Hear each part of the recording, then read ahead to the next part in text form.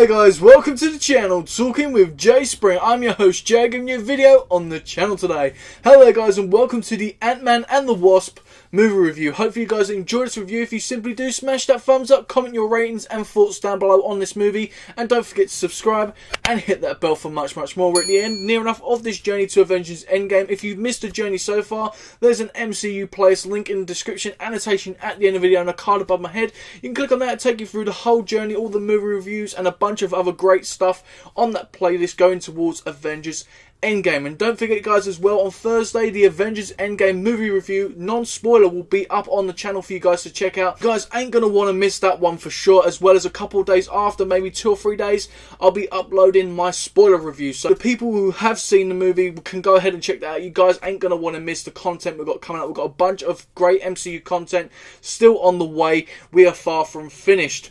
But guys, without further ado, let's get straight into this movie review. Ant-Man and the Wasp. This was an action-adventure comedy movie around 2 hours long, and it was released on the 6th of July 2018. Scott Lang is grappling with the consequences of his choices as both superhero and a father. Approached by Hank and Hope, Lang must once again take on the Ant-Man suit and fight alongside the Wasp.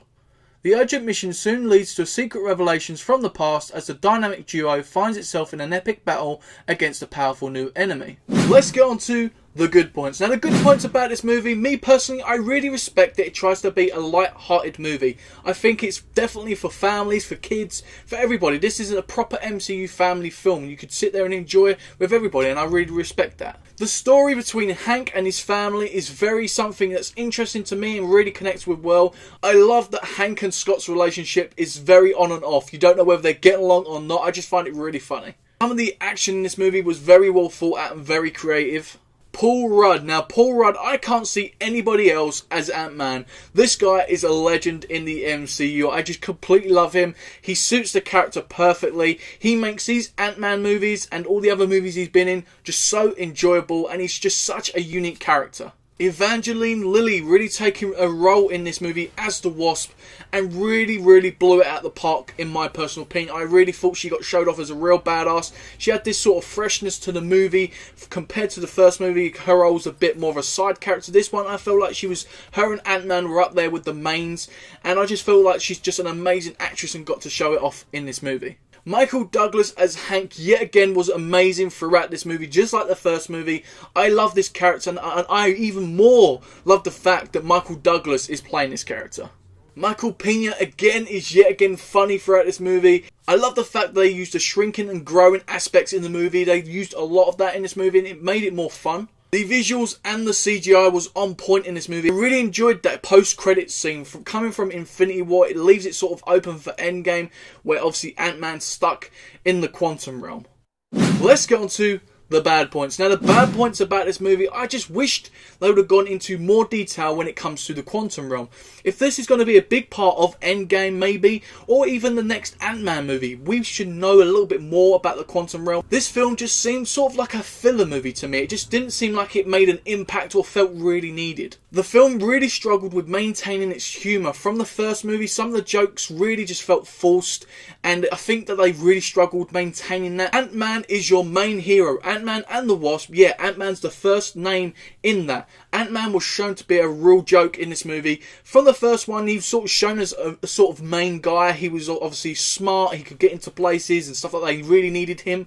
In this one, they sort of shoved him to the side a little bit, made him out to seem like a joke. I just felt like this movie never aimed for anything better than it did in the first movie. It sort of had some creative ideas when it comes to the story, but never really pushed it to that extra mile. And the last bad point, in my personal opinion, is Ghost is a very cool character. She's just supposed to be the villain in this. Now, after we've had Hela from Thor Ragnarok, Killmonger from Black Panther, and now Thanos from Infinity War, this feels like a big backstep, in my opinion. I feel that this was just the bad part of the movie, majority, really.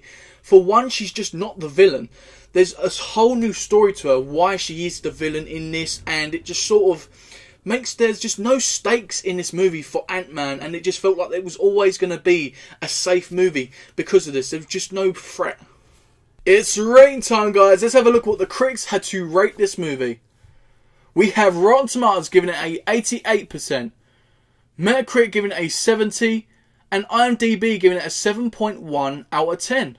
My rating for this movie is a 7.1 out of 10, matching IMDb's score. This is a good that's pretty movie. good. This movie, to me, guys, I'd sit down and watch if it was randomly on Sky or on the telly. I'd definitely watch it. Or if I was going through the MCU just like this one, I wouldn't definitely pick this out of the bunch of the MCU movies in general. But I'd still say it's a good movie. I'd recommend you guys give it a watch and take your own opinions and make your own minds for yourself, really.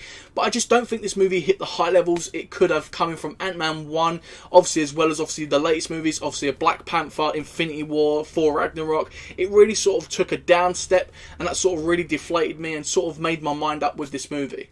So guys, a 7.1 out of 10 for Ant-Man and the Wasp. Don't forget to leave your reviews and your ratings down below in that comment section. Don't forget to smash the thumbs up if you enjoyed this, subscribe and hit the bell for much more. Don't forget, Thursday we have the Avengers Endgame non-spoiler movie review going up on the channel. I'm sure you guys ain't going to want to miss that one, as well as the spoiler review coming up maybe 2 or 3 days after. I'll let you guys know, of course.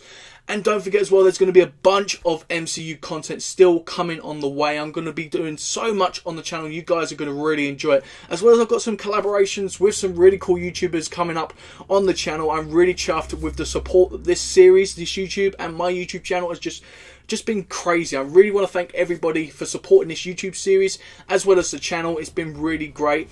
And guys, I'm not going to review Captain Marvel. I already reviewed it earlier on in the year. I'm going to put it in the playlist for you guys to check out that earlier on review. I really haven't changed my opinion on it, so I'm going to just put that in the place for you guys. So if you want to check that out, of course, that'll be in the playlist, Captain Marvel review, non-spoiler. So yeah, just enjoy that, and don't forget to stay tuned for the content we've got coming up, guys. Thank you very much. Hopefully you guys enjoyed this video, and I'll see you next time, guys, on Talking with Jay Springer.